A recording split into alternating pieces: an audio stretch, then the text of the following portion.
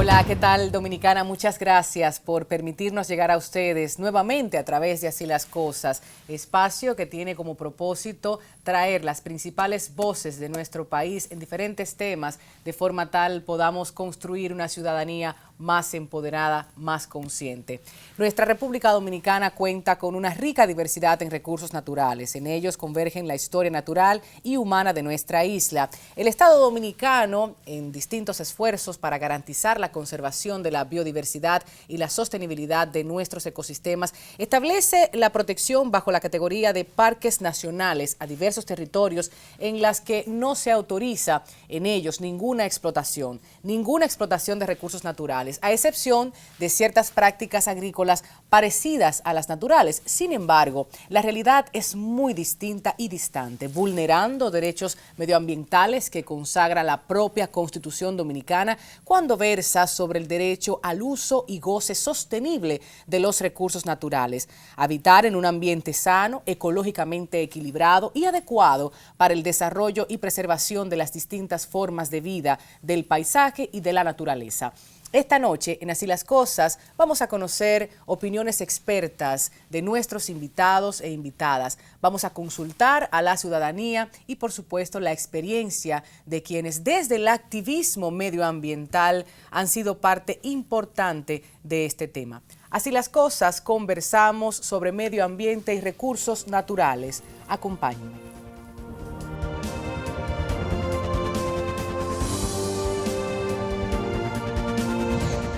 Los parques nacionales y reservas naturales constituyen un aporte a la protección de la riqueza de historia natural y humana de la República Dominicana. Organizados bajo el Sistema Nacional de Áreas Protegidas, están compuestos por 86 áreas protegidas que en conjunto ocupan una superficie terrestre de 10.665 kilómetros cuadrados, equivalente a un poco más del 22% del territorio nacional. Se identifican dentro de 8 categorías: 8 áreas de protección estricta, 15 reservas nacionales, 19 parques nacionales, 19 monumentos naturales y 25 áreas de manejo de hábitats y especies. Algunas de las áreas protegidas más destacadas de nuestro país son el Santuario de Mamíferos Marinos, Ballenas Jorobadas, las Reservas Científicas Naturales Villa Elisa, Valle Nuevo, los Parques Nacionales Armando Bermúdez, Los Haitises, Jaragua, Sierra de Bauruco, Submarino La Caleta y Litoral Sur de Santo Domingo. En los últimos decenios, la cantidad y dimensión de las áreas protegidas en América Latina se ha aumentado de manera exponencial. En este sentido, América del Sur destaca significativamente. El número de áreas protegidas en la región caribeña también aumentó, particularmente a partir de 1950. Tuvo su mayor incremento entre 1980 y 1985, cuando se crearon muchas áreas protegidas en varios países insulares de la cuenca caribeña. En la actualidad existen más de 100.000 áreas protegidas en el mundo, cubriendo aproximadamente el 12% de la superficie de la Tierra. Las más grandes se encuentran en Groenlandia, Arabia Saudí, Hawái, Australia y China.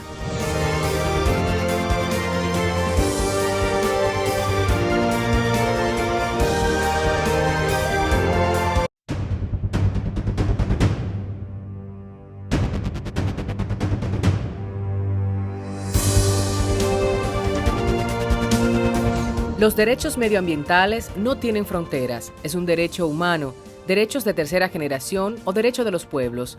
Buscan preservar los recursos naturales a fin de garantizar un ambiente sano. Implica el respeto de los derechos de acceso a la información, acceso a la participación social y a la justicia medioambiental. Se apoya en el marco legal internacional de la Declaración Universal de los Derechos Humanos, la Declaración de la Conferencia de las Naciones Unidas sobre el Medio Humano, Declaración de Ríos sobre Medio Ambiente y Desarrollo, Declaración de Johannesburgo sobre Desarrollo Sostenible y el Pacto Internacional de Derechos Civiles y Políticos. En cuanto al marco legal nacional, podemos citar el artículo 67 de la Constitución, la Ley 6400 de Medio Ambiente y la Ley 204 de Áreas Protegidas del 30 de junio del 2004.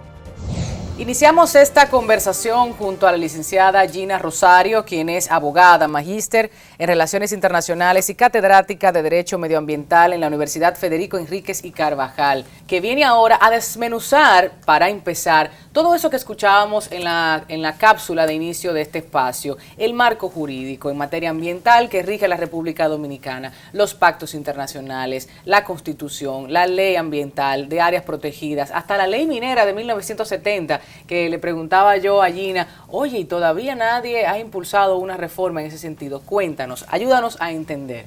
Bueno, Tatiana, primeramente muchísimas gracias. Gracias por la invitación que se nos hace a nuestras personas.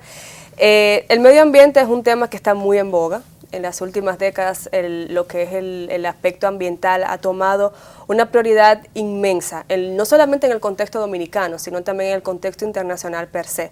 Por eso nos remontamos ya hacia varias décadas atrás y vemos cómo a partir del año 1972 específicamente, la comunidad internacional reacciona y entiende que el deterioro del medio ambiente es algo que hay que ponerle atención. Por supuesto. Se reúne la comunidad internacional en una primera conferencia para tratar tres temas propios ambientales.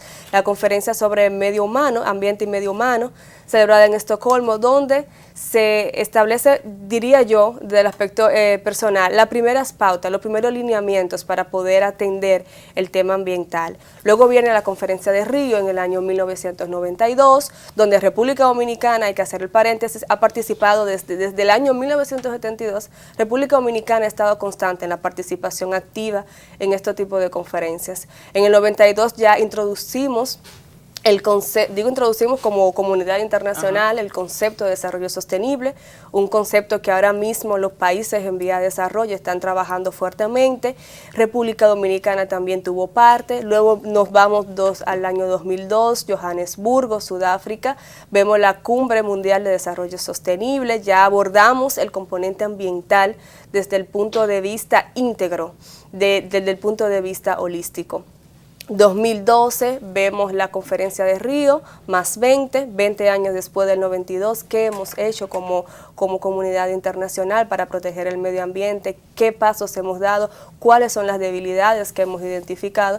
Y en todo ese proceso República Dominicana ha estado reflexionando, ha estado, desde el punto de vista como yo lo he analizado, ha estado tomando pasos de ir adecuándose a la normativa internacional. Por eso vemos que en el año 2000 creamos hito a nivel nacional con la promulgación de la Ley 64-00, general sobre medio ambiente y recursos naturales. Vemos como República Dominicana ha ido tomando pasos. Vemos también un proceso aparte, pero igual paralelo, que es la Convención Marco de Naciones Unidas para el Cambio Climático, donde República Dominicana firmó y ratificó el Protocolo de Kioto. Protocolo de Kioto que ha sido un hito dentro de los compromisos propios vinculantes de cada uno de los estados para reducir las emisiones de efecto de gases invernadero. A mí me preocupa mucho el ejemplo, el discurso y el accionar de la comunidad internacional o de naciones en sentido general, las grandes potencias. Siempre ha sido una discusión de cómo tú, por ser el grande poderoso, capitalista por demás, salvajísimo, das a entender a todo el resto del mundo que tienes el poder y no vas a firmar y no vas a ser parte. Yo recuerdo una verdad inconveniente, An Inconvenient Truth. Un documental que se hizo muy popular por ser Al Gore, quien promocionara a nivel internacional y diera tantas charlas y conferencias con relación al cambio climático, a darle importancia al tema y colocarlo en agenda en mesas de discusión que ni siquiera se estaba tratando. Ahora bien, Estados Unidos, cuando hablamos de China, Europa y todos sus países, Latinoamérica, el Caribe, ¿tú crees que ha sido un buen accionar de estos grandes países de forma tal nosotros, países en vías de desarrollo, adoptemos esas medidas o por el contrario? Evidentemente no, o sea, los ejemplos que dieron países como Estados Unidos, que dieron países como China, que no firmaron o no ratificaron, que es lo más importante, el protocolo de Kioto, obviamente no le da un ejemplo a los países en vías de desarrollo. Ahora, ¿cuál diría yo que sería como la cuestionante que debemos hacernos? El cambio climático, que es lo que inspira el protocolo de Kioto, ¿afecta tanto a los países en vía de desarrollo como a esos países desarrollados? Evidentemente no. Obviamente Estados Unidos ha tomado un trago de su propia medicina. Vemos cómo fenómenos naturales lo han atacado fuertemente. Vemos Katrina.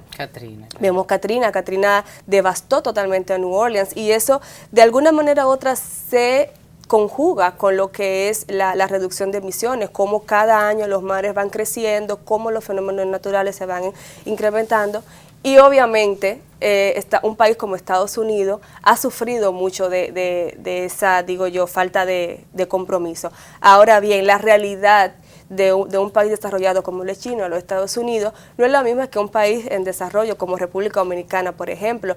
El compromiso personal que tú asumes como Estado va orientado a tus políticas, a evitar, a reducir tus emisiones, a reducir lo que tú contribuyes al cambio climático para entonces poder, diría yo, desde un punto de vista muy subjetivo, tratar de reducir el impacto a futuro. Claro, y cuidar verdaderamente tus áreas protegidas, tu medio ambiente. Varios casos muy contrastantes entre ellos. Tú tienes a Costa Rica, que cuida, que valora, que promociona, vive de su ecoturismo, ejemplo para toda la región, pero por el otro lado tenemos a nuestros vecinos de Haití y lo que ha ocurrido. No he tenido la oportunidad de estar, pero el que me comenta me dice que no es nada la realidad con lo que se relata a través de los medios de comunicación. Vamos a caer en República Dominicana y esas tantas denuncias que en los últimos años, como bien tú has dicho, un tema en boga que debe prestársele la debida atención. Se habla de parques de papel, un término que se ha acuñado en muchos otros países del mundo. Se habla de que quizás autoridades no están enfrentando las denuncias con la debida responsabilidad, con la intención política o la valentía para hacerle frente a algunas mineras, organismos internacionales. Hay mucho de todo. Y por el otro lado, algunas personas que entienden se trata de puro fundamentalismo, de posiciones muy apasionadas, de que vía la ignorancia o a través de la desinformación, pues salen a replicar todo eso en los medios. Cuéntame, ¿cuál es tu perspectiva? Bueno, desde mi punto de vista personal, yo siento que a veces con el tema ambiental hay mucho sensacionalismo. Hay mucho sensacionalismo de la comunidad que por una desinformación que existe a nivel general a veces no se va al, como diría yo, al detalle cuando hay alguna temática o algún problema ambiental. Evidentemente hay problemas ambientales como en todos los países del mundo, sin embargo yo entiendo que primero hay que informarse para saber cómo nosotros vamos a entrar o cómo vamos a reclamar con nuestro debido derecho como ciudadanos. En la temática ambiental se trata mucho el tema de la minería, por ejemplo. Se ataca mucho a la minería, se ataca mucho también otros proyectos que tienen un impacto ambiental. Ahora bien, todos los recursos naturales en principio es un derecho del Estado y de las personas que viven en ese Estado a disfrutar de él. Por eso hablamos de derechos ambientales, cómo yo regulo la relación de la naturaleza, el medio ambiente con la comunidad, con el ser humano. Entonces, para tú poder tener derecho a explotar esos recursos, obviamente hay criterios. Hay criterios, hay posiciones, criterios técnicos, criterios jurídicos que prevalecen al momento de hacer esa explotación. Entonces, obviamente, cuando tú explotas, me refiero un poquito al tema de minería, ¿no? Cuando tú explotas, tú debes remediar. Y a veces nosotros como dominicanos vemos que se está explotando un área, pero no vamos en detalle a conocer el plan de manejo que tiene ese proyecto, si la vida útil de ese proyecto es de 10 años y ya luego entonces es que se inicia la etapa de remediación. En los proyectos mineros, por ejemplo, te dan una concesión para tú explotar por un periodo X de tiempo, pero luego tú te comprometes a hacer la remediación. Obviamente. De hecho, está en la ley del 1970. Sí. Y también tienen que indemnizar cualquier daño que se produzca. Exactamente. Y también se contempla la ley 64-00 al momento de tú hacer uso de lo que es suelo, que en este caso vendría siendo, o capa vegetal.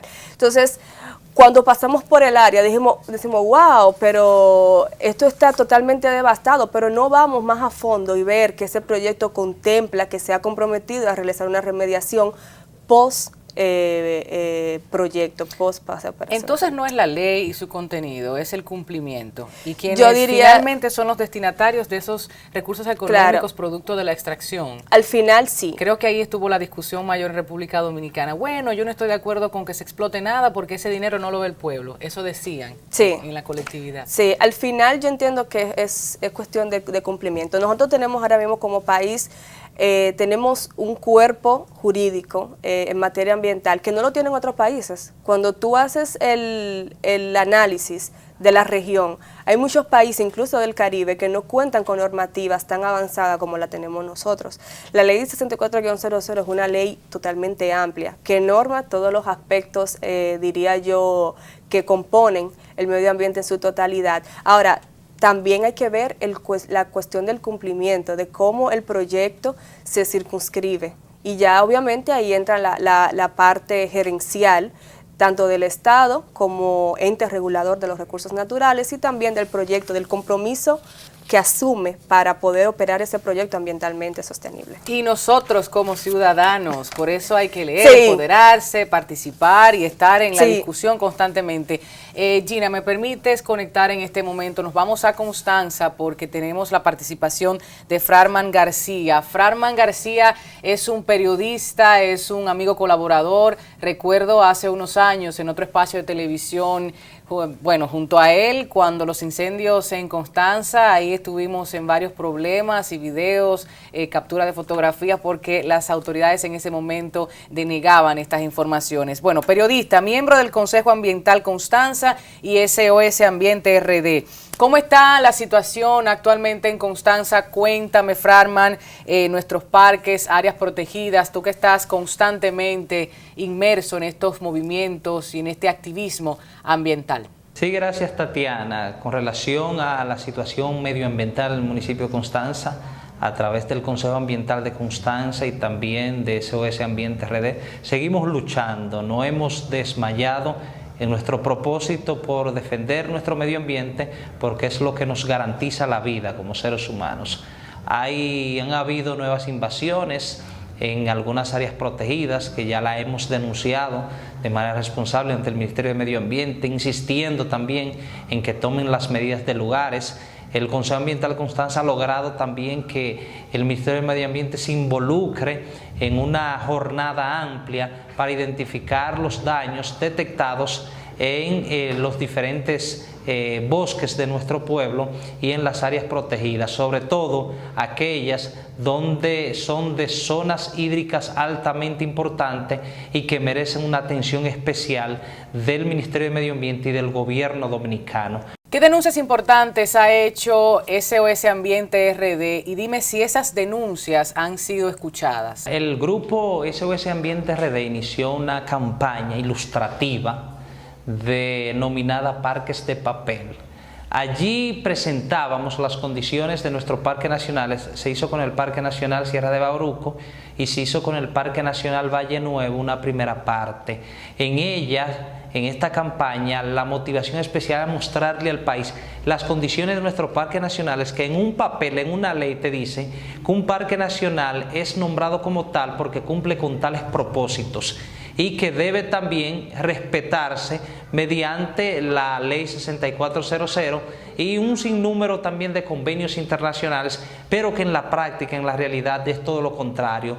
Hay asentamientos humanos, hay también expansión agrícola, hay actividades que son a todas luces ilegales, y como preocupación nuestra hemos denunciado eso, de manera que se ha escuchado en todo el país y se ha prestado alguna atención muy mínima de la que debería ser, pero nosotros seguimos con esta campaña que la estaremos llevando a cabo, si Dios lo permite, en cada parque nacional, para mostrarle al país cuál es la realidad y que inclusive ya ha tenido efecto a nivel internacional, que posiblemente el gobierno tenga que dar respuesta ante la pasividad y la permisividad con que se ha actuado en detrimento de nuestros parques nacionales, que son fuentes que deben ser protegidas ante cualquier evento y ante cualquier persona que pretenda dañarla. Frarman, tú como periodista, ¿qué grado de participación han tenido los medios de comunicación? ¿Qué cobertura les dan, tanto local, donde resides, como nacional? Los medios de comunicación evidentemente han sido la plataforma idónea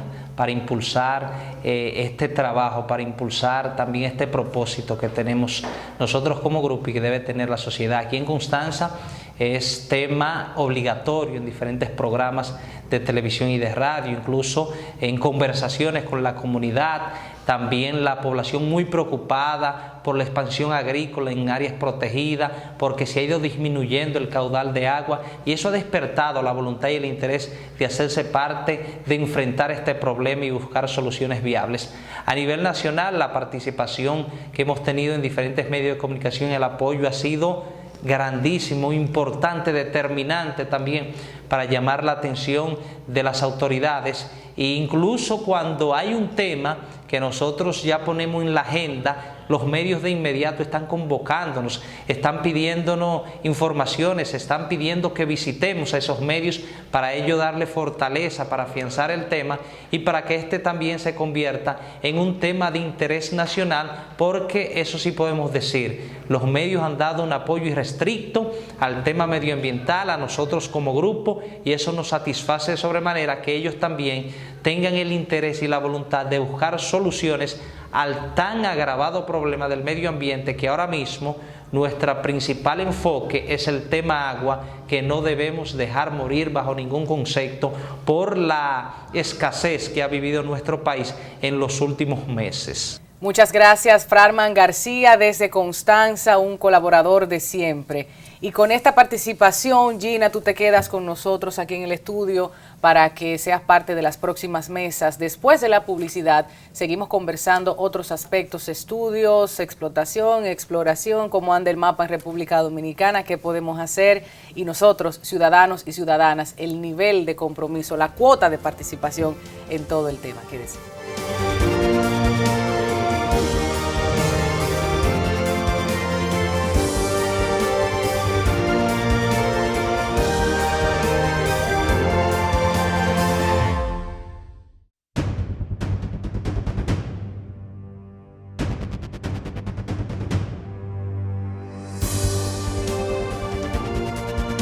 Seguir hablando del tema ahora junto a la doctora Miquela Izzo, quien es especialista en ciencias ambientales, ingeniería del viento y medio ambiente y territorio.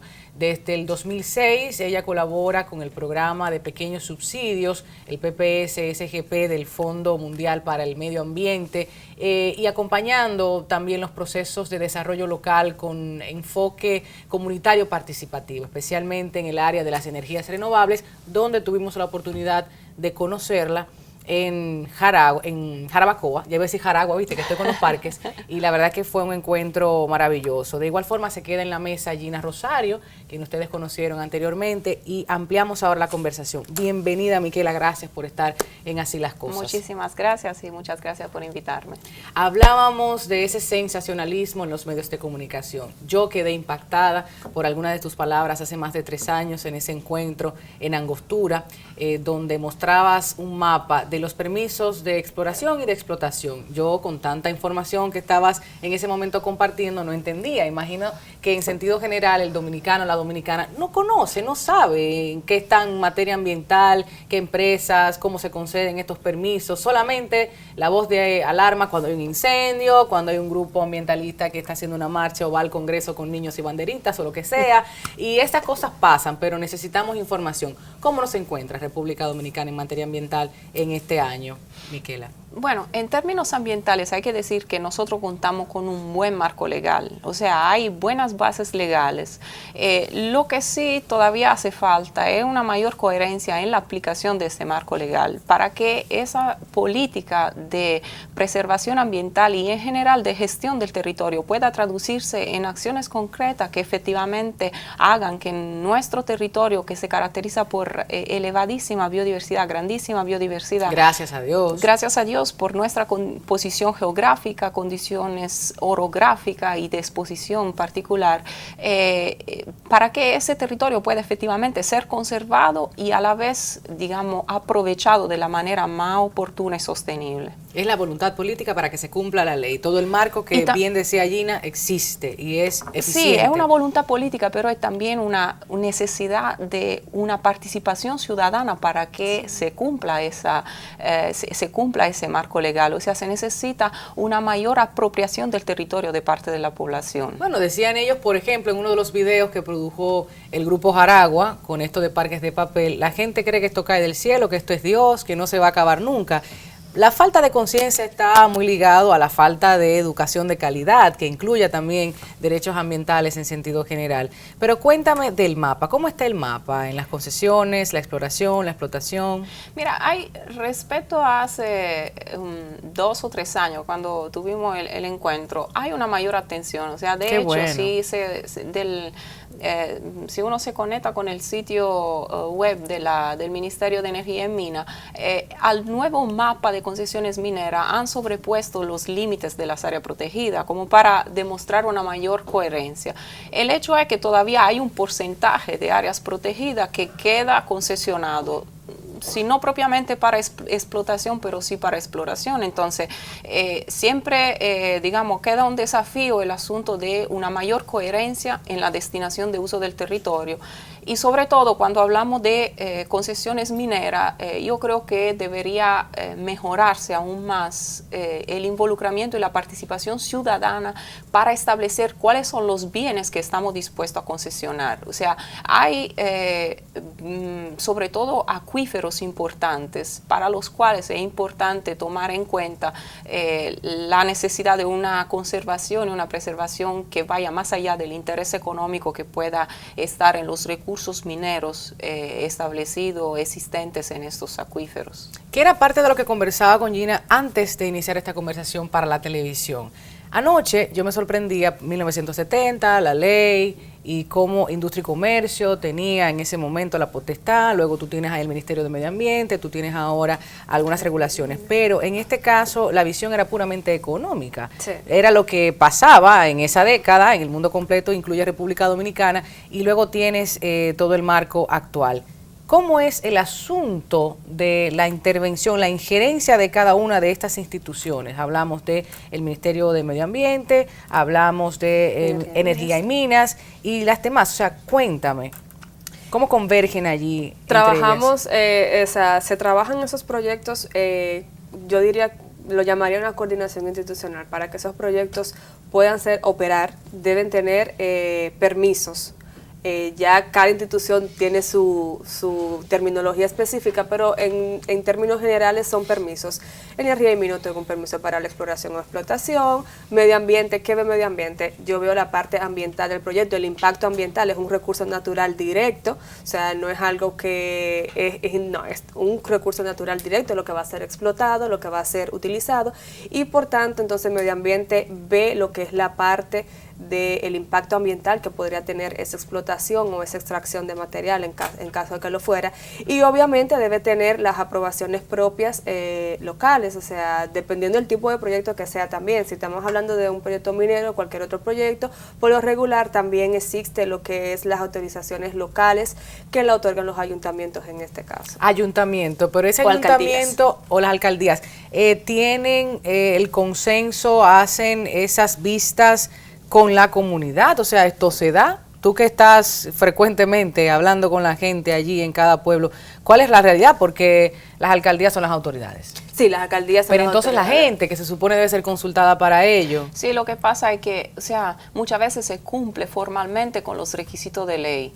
pero no hay una participación consciente o con todas las herramientas para que la gente pueda expresar su opinión y pueda tomar una posición al respecto. ¿Y saben lo que les conviene o simplemente les pintan el progreso, el desarrollo del pueblo? Eso es lo que veníamos conversando ahorita, sobre el asunto de la manipulación mediática y sobre la prevalencia de grupos de poder que puedan tomar una posición u otra. Entonces eso es bastante peligroso. O sea, si hay un grupo de poder suficientemente poderoso, valga la redundancia, que pueda defender un bien natural o un bien colectivo, pues entonces ese bien colectivo queda defendido y protegido. Sí, pero por el otro lado, ese grupo poderoso no está interesado en proteger ese bien, aunque ese bien valga la pena defenderlo, no queda protegido. Entonces eso es un elemento bastante controversial que ahora mismo representa un punto crítico en términos de política ambiental, de gestión de los bienes ambientales. O sea, no hay una ciudadanía suficientemente preparada y educada para poder asumir un rol efectivo y una participación efectiva en la gestión sostenible del territorio. Entonces, eso hace que en algunos casos hay un cumplimiento formal de los requisitos de ley donde se convoca a la población, se convoca a la ciudadanía, pero efectivamente esa participación no es informada y la gente no cuenta con las herramientas de conocimiento y digamos con las herramientas técnico-científicas para poder tomar una posición fuerte. Técnico-científica, pero también está la jurídica, y era parte de lo que íbamos a conversar al final, pero ya tú encaminaste la conversación, elementos de participación, mecanismos que tiene la gente para hacer presión. Sí, obviamente ahí entramos nuevamente en el concepto internacional, hablamos de la Declaración de Río, cuando hablábamos en el marco internacional, el punto 10, o mejor dicho, el principio 10 de la Declaración de Río establece la participación de la ciudadanía, establece la participación activa de la ciudadanía, el acceso a la justicia ambiental, todo eso lo contempla la Declaración de Río. En los países a nivel regional se está trabajando eso, y en República Dominicana uno de los mecanismos a nivel general es la ley 200-04, que es la ley de acceso a la información pública. De todas maneras, también las entidades gubernamentales, en este caso en el tema ambiental está el Ministerio de Medio Ambiente, cuenta también con su mecanismo para gestionar la participación social. Obviamente, era parte de lo que decía la compañera, está la parte del grupo o en este caso el proyecto, la persona que quieran operar el proyecto, de cómo comuniquen lo que se va a hacer en la comunidad, y el ministerio entonces funge como un, vamos a decir, un mediador entre lo que se conocen las famosas vistas públicas. Pero también yo quisiera complementar un poco lo que decía la compañera. A veces también puede pasar el caso de que el proyecto no quiera comunicar de manera, vamos a decir, transparente el proyecto, pero también se da el caso contrario, y en mi caso particular, trabajando con comunidades, a veces me ha tocado verlo, de personas que no le interesa, de personas que, como decía ella, parte de la desinformación y no tienen el empoderamiento. Se va a hacer una vista pública para conocer y no le interesa. O sea, el proyecto va a tener una incidencia directa en su comunidad y no les interesa ni siquiera ir porque entienden, no, eso no tiene que ver conmigo.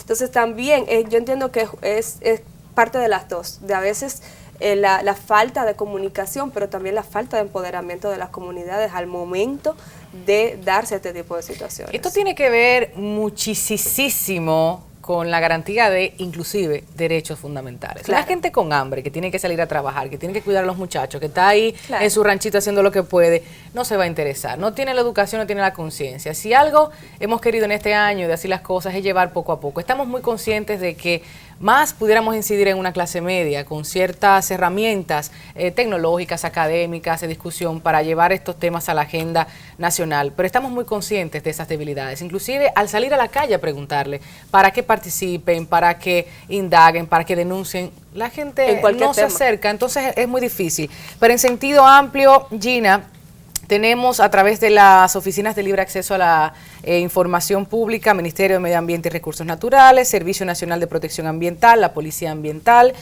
Procuraduría de Medio Ambiente y Recursos Naturales, fiscales adscritos en las diferentes provincias. Sí. Podemos utilizarlo. Y claro, siempre, como en otros países, obvio en República Dominicana también, si es un tema grave, hay que ir a los medios de comunicación, destapar el escándalo y hacer el lío, como decimos, porque tenemos periodistas y comunicadores que siempre se van a interesar, van a ir al lugar de los hechos, van a filmar, van a grabar, van a consultar, constatar esas realidades y claro, que esas denuncias pudieran tener un mejor curso. Hablemos de la situación de los parques.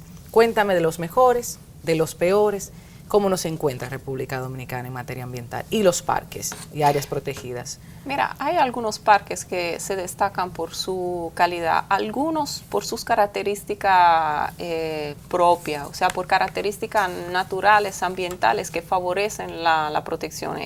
Por ejemplo, el Parque Jaragua. O sea, hay áreas del Parque Jaragua que se distinguen por su nivel de conservación y preservación ambiental. ¿Por qué? Porque las características climáticas y litológicas de la zona hacen que las posibilidades de explotación, sobre todo agrícolas, sean reducidas. Pero hay también, digamos, algunos ejemplos de buena gestión de áreas protegidas, como el caso, por ejemplo, de la Loma Guaconejo y de la Loma Quitespuela, donde sí hay un buen ejemplo de participación de la población local en el manejo, en el comanejo del área protegida, que hace que se preserven las características ambientales y se reduzcan los riesgos de actividades, digamos, que no van en la línea de la protección. ¿Han podido medir el por qué esos buenos ejemplos se dan? Bueno, ¿qué pasa con esa población? ¿Qué es distinto?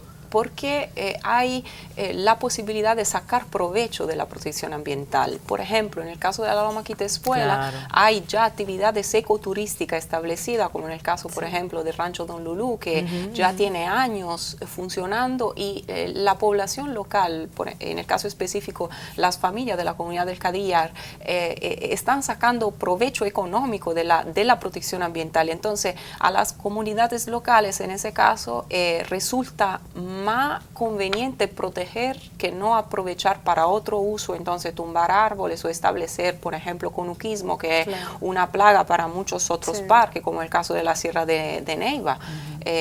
Hay áreas de la Sierra de Neiva, Sierra de Bauruco, donde la protección queda solamente en el papel, pero en los hechos hay área completamente pelada, o sea, donde ni siquiera hay que medir qué cantidad de suelo queda, porque lo que aparece es solamente roca madre.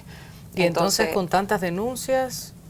Sí, lo que pasa que, digamos, en términos de denuncia es muy difícil controlar, por ejemplo, actividades ilícitas, sobre todo porque al Estado, para el Estado es muy poco costo efectivo implementar política, ¿cómo decir?, de protección extrema. O sea, tú denuncias, ¿verdad? Entonces el Estado manda una brigada para eliminar la actividad ilícita, pero el Estado no puede garantizar una presencia 24 horas para proteger el territorio. Lo que efectivamente son guardias del territorio son las poblaciones locales que viven al lado del área protegida, o en muchos casos en la zona de amortiguamiento, o hasta dentro de la misma área protegida, que sí pueden protegerla, que sí tienen interés en preservar el bien ambiental si le sacan provecho. Le ha llegado a través de los medios de comunicación y de muchas otras vías, por ejemplo, en el caso del Ministerio de Medio Ambiente y las autoridades en sentido general,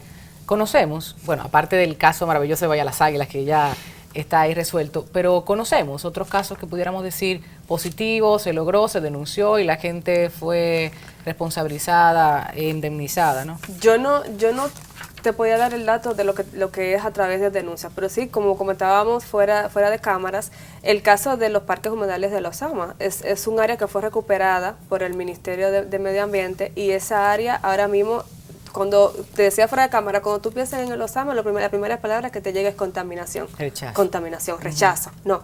Sin embargo, el Parque Humedales de Los Ama, yo misma fui en una ocasión y yo quedé sorprendida. Es un lugar donde tú puedes ir, donde tú te puedes recrear con tu familia, donde tú puedes ir a pasarte un día. Y a veces la población no lo conoce. O sea, no sé si fue por procesos de denuncia, no tengo el dato, pero sí sé que es un área que estaba en contaminación, fue recuperada y ahora mismo es un área hermosísima.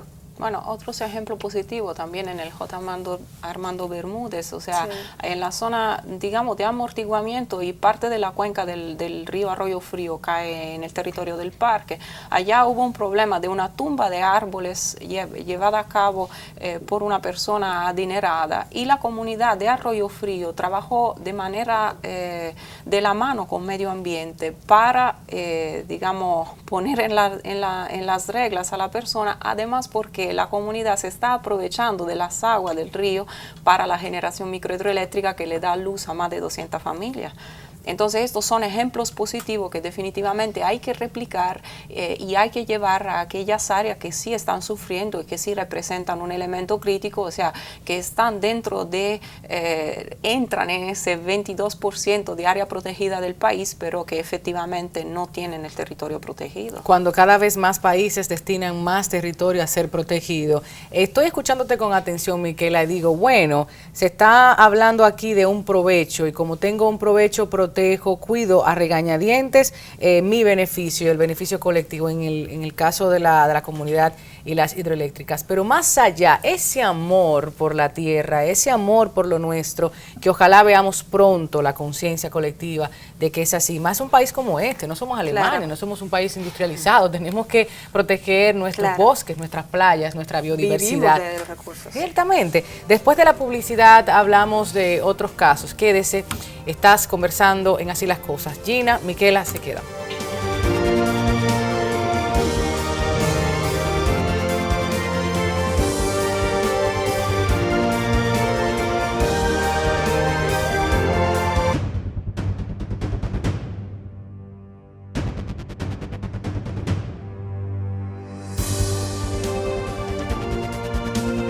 De regreso en Así las Cosas, hemos estado compartiendo cápsulas, información, mapas, fotografías, videos, muchos de los que nuestros ciudadanos han subido a las redes sociales.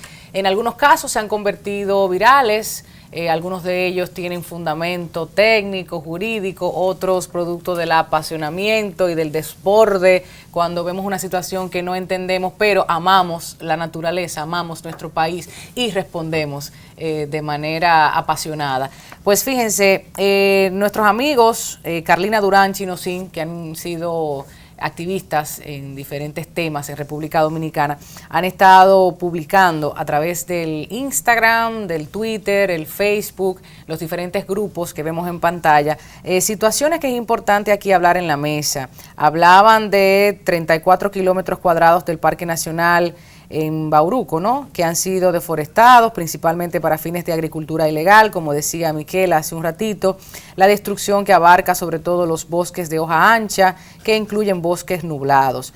Hablaban también de que el 10% de Loma Miranda, ya en otro caso, en otro destino, está sometido a depredación de su riqueza boscosa, a pesar de ser lugar de nacimiento de las aguas del Cibao Central y de estar en proceso de declaratoria de Parque Nacional, que ya vimos que se observó eso. Hablemos de eso que ocurrió hace unos años, tanto Valle Nuevo, tanto Loma Miranda. Tuvimos mucho sensacionalismo, tuvimos marchas, tuvimos pronunciamientos de lado y lado. Cuando hay discusiones importantes en cualquier nación, es inevitable que se divida. Claro. Se divida, pasa con el tema de los desnacionalizados, pasa con el tema del aborto, pasa con el tema del medio ambiente, va a pasar con la política, es inevitable simplemente. Entonces, en el caso de Valle Nuevo, hablábamos de razón, hablábamos de consecuencias. Cuéntame un poco desde tu perspectiva. Yo fui una de las que dije por esos medios de comunicación, de todo. Yo sangraba, en mi corazón por dentro estaba rostizado, quemado, las cenizas. Pero bueno, cuéntame, no, además, Miquela. Conociendo el ambiente de Valle Nuevo no podía ser de menos mi retiro, mi lugar favorito en República Dominicana. Villapajón para mí es el tesoro de este país. Es un ambiente excelente, definitivamente, y lo que ocurrió con el incendio fue algo devastador.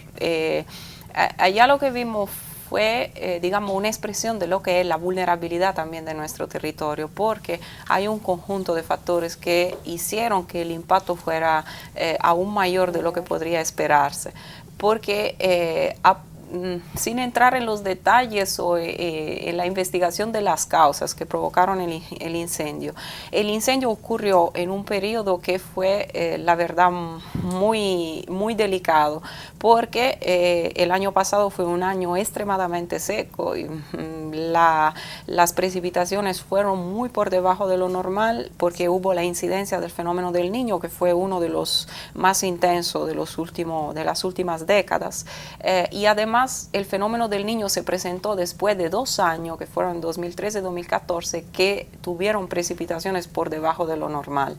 Entonces, el país se presentaba en condiciones de estrés hídrico y, por supuesto, digamos, en condiciones donde un incendio tiene fácil posibilidad de difundirse y obviamente de hacer mucho daño. Entonces eso nos lleva a reflexionar mucho sobre el tipo de medida que nosotros tenemos que aplicar, tenemos que diseñar primero para adaptarnos también, no solamente a medida que tenemos que aplicar no solamente para mejorar la protección de nuestro territorio, sino también para adaptarnos a condiciones de escenarios futuros que en un contexto de cambio climático nos exponen a fenómenos de episodios de sequía más intensos, más frecuentes, y que entonces eso determina una presión que se va a sumar a la que ya tenemos sobre nuestros recursos naturales. Que parece irreversible lo que está ocurriendo con nuestro planeta Tierra. Qué triste decirlo. Irreversible. Bueno, eso es el segundo principio de la termodinámica, o sea, todos los procesos, a final de cuentas, son irreversibles. Entonces, en términos de dinámicas climáticas, por lo menos nosotros sabemos que aunque, por ejemplo, hoy mismo dejáramos de emitir dióxido de carbono, entonces quedáramos con las emisiones, con las concentraciones de dióxido de carbono actuales, los efectos de lo que ya hemos emitido, como quiera, determinarían repercusiones para los próximos 50 50 o 100 años. 50 o 100 años. O 100 años, por lo menos, porque la vida promedio de una molécula de dióxido de carbono en la atmósfera va entre 50 y 200 años.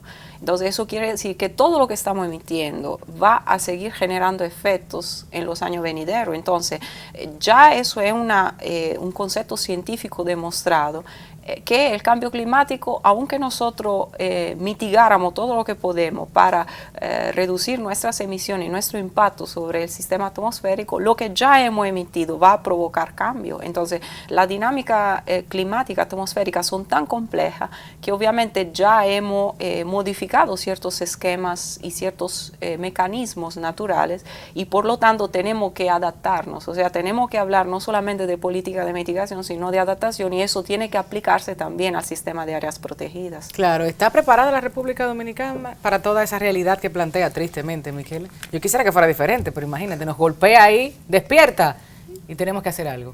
Yo creo en lo particular que obviamente nos hace falta caminar un poco más a nivel de cambio climático. O sea, el cambio climático es un fenómeno que está golpeando países desarrollados, claro, países en vía de desarrollo. O sea, no hay un país que se escape, porque yo tengo más recursos económicos, porque yo tengo más poder a nivel internacional. No, o sea, el cambio climático no discrimina con nadie.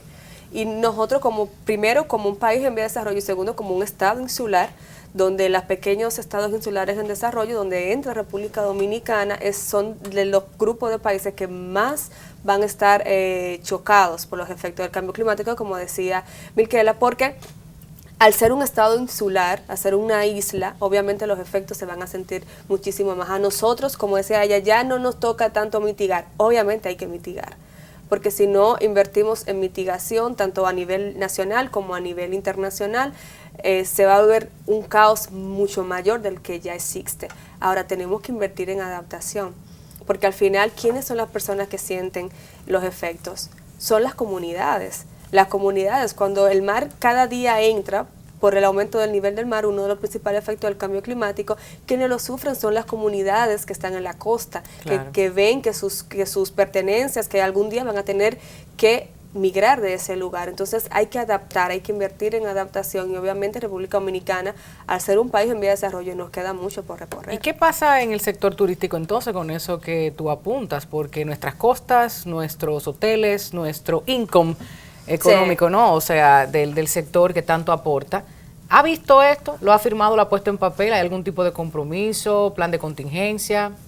Bueno, en principio los hoteles tienen sus planes de contingencia, pero estamos hablando de estudios. Ahora mismo hay hoteles que, como tú dices, uno de nuestros mayores incomes es el turismo precisamente, y la costa, por ejemplo, oeste, está abarrotada de hoteles porque es uno de los principales ingresos que nos da al país. Sin embargo, va a haber una realidad que no vamos a poder escapar en los próximos 30 años. Hay estudios que lo han comprobado ya. El mar cada día va a seguir entrando. Claro. Obviamente la gente lo ve como algo ficticio porque entienden, no, el mar va a venir y me va a arropar. No. Como un tsunami. Exacto, como un tsunami. Ya me arropó, ya no queda nada.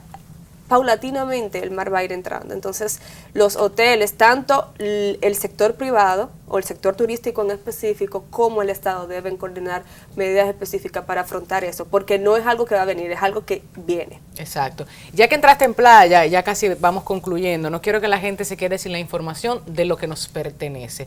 Nos pertenece constitucionalmente, claro, los permisos de andar, de ir, de denunciar. Y como estábamos en playa, siempre hay una discusión sobre el acceso a las playas, que en muchos lugares turísticos es extremadamente largo o no existe, caso Capcán. En Juan Doble aquí hicieron algo bueno, está la limitante de la música, de la basura, lo cual veo muy bien, de manera positiva para poder cuidar el entorno, pero hay muchos lugares que se están quedando sin acceso para que nuestra gente, para que el dominicano, la dominicana, disfrute de estos bienes de todos. 60 o 30 metros. 60 metros desde la pleamar. Háblame de eso, que la gente no conoce en específico, qué puede hacer, qué nos pertenece, qué es de todos y todas. Y me da tristeza porque tanta discusión que hubo cuando la reforma constitucional, por el tema de las playas, al final se incluyó las playas son de acceso público, de los 60 metros a nivel de pleamar, toda persona dominicana, no dominicana, puede ingresar a bañarse en los 60 metros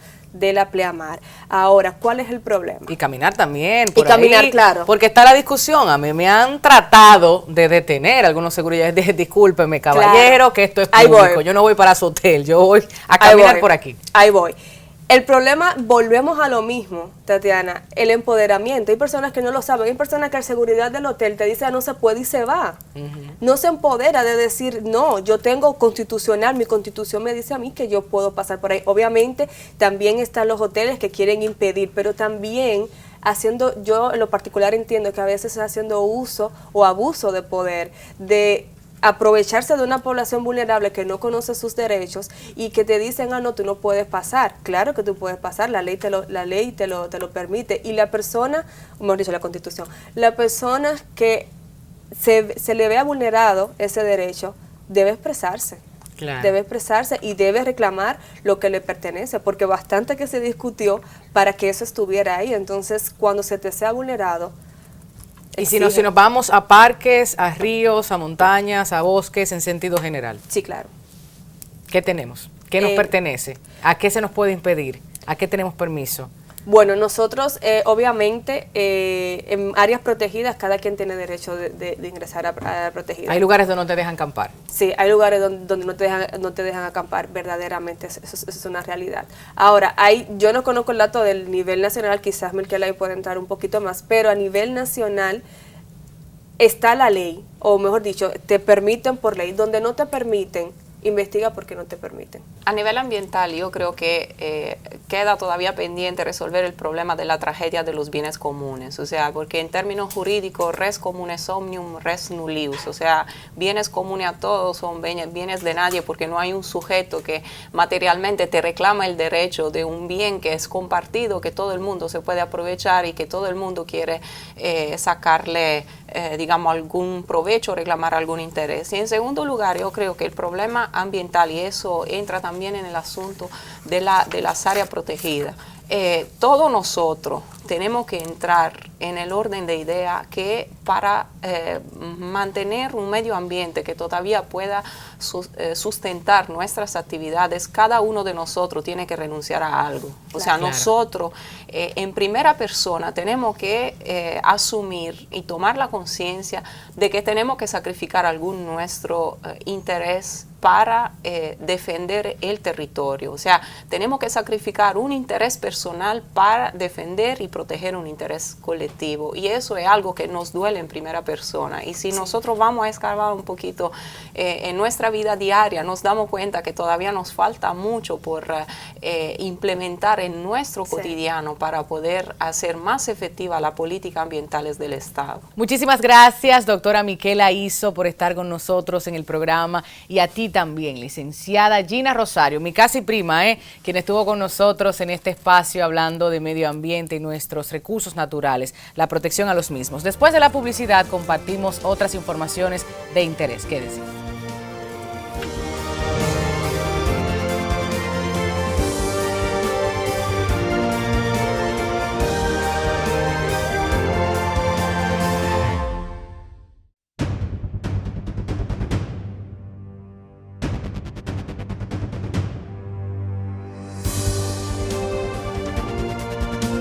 Gracias a Miquela y a Gina por acompañarnos en esta primera entrega de los parques nacionales y el tema medioambiental en Así las Cosas. En este marco se está reconociendo más y más la necesidad de proteger nuestras áreas naturales para así asegurar el mantenimiento de los procesos ecológicos y los servicios ambientales necesarios para el desarrollo y bienestar del ser humano. Sin embargo, escuchen, no podemos permitir que por cuestiones políticas se utilice el discurso medioambiental como un instrumento político. Tampoco podemos permanecer pasivos ante la situación de que nuestros parques nacionales se queden en estado de abandono y que frecuentemente sean amenazados o invadidos. Estos recursos extraídos, y ya ustedes saben, contrario a lo que debería ser, un trabajo integral, un trabajo sistemático y permanente que permita la preservación del medio ambiente para las generaciones presentes y futuras, el goce a un derecho medioambiental sano, ya no más parques de papel.